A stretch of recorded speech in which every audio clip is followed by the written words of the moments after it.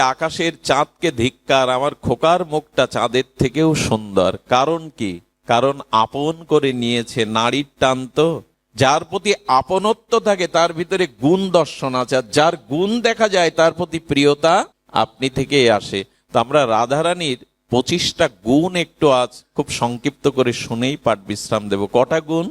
রাধারানীর অনন্ত গুণের মধ্যে মহাপ্রভু নিজে মুখে 25টা গুণের বর্ণনা করেছেন। আসুন আমরা একটু সামান্য স্পর্শ করে যাই। এটি ব্যাখ্যা করতে তো এক একটা গুণের মহিমা মহাত্মারা এক এক দিন ব্যাখ্যা করে শেষ করতে পারেননি। তার মধ্যে এইটুকু বলবো, যাহার সৌভাগ্য গুণ বাঞ্ছে সত্যভামা।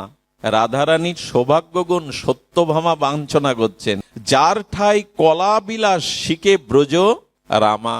গোপিকারাও যার কাছে কলা বিলাস শেখেন, সত্যভামা রুক্মিণীও যার কাছে গুণ চান তিনি রাধারানী। যার সৌন্দর্যাদি গুণ বাঞ্ছে লক্ষ্মী পার্বতী।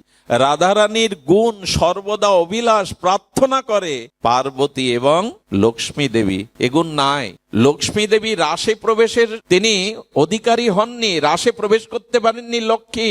উনি বৈকুণ্ঠ বিলাসিনী, কিন্তু ব্রজে ওনার এ অধিকার নাই। রাধারানীর এমন গুণ যে রাধা ছাড়া রাস হয় না। রাধাকে বাদ দিয়ে দিন, এই জন্য কেউ রাসেশ্বরী রাধারানীকেই বলা হয়, রাসেশ্বর কৃষ্ণকে বলা হয় না। রাস মঞ্চ হতে যদি রাধারানী অন্তর্ধান হন, সর্বলীলা মুকুটমণি রাস থমকে দাঁড়াবে। গোবিন্দের চালিকা প্রেম শক্তি এই লাদিনী, তিনি ছাড়া গোবিন্দের মাধুর্য রাস থমকে দাঁড়ায়। এই জন্য তার গুণাবলী পার্বতী লক্ষ্মী দেবীও বাঞ্ছা